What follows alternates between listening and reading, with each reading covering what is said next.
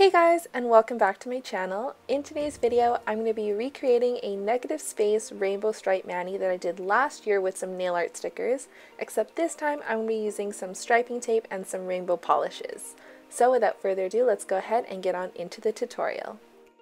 So I'm going to start with Butter London's Nail Foundation Priming Base Coat, and I love this base coat for negative space designs because it gives you a little coverage but it's still sheer.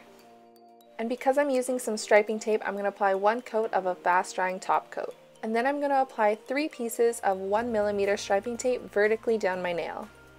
For the rainbow polishes, I'm going to use HANSEN's Coral Reef, Warm Regards, Sun Kissed, Butter London's Yellow Submarine, HANSEN's Green with Envy, Big Teal, ORLY's It's Brittney Beach, and Salon Perfect's Purple Pop.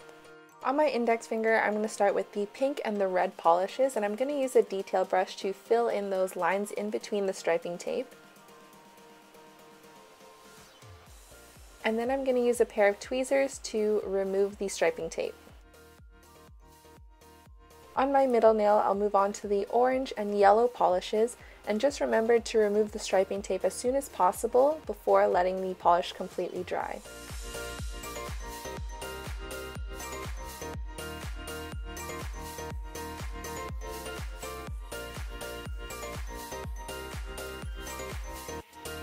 Then I'll use the green polish and the teal polish on my ring fingernail.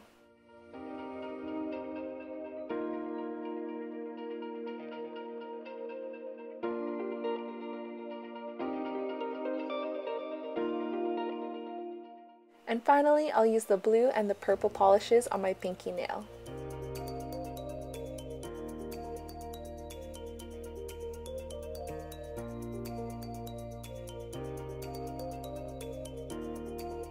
And finally, I'm going to seal it all in with one last layer of a fast drying top coat to give it a glossy shine.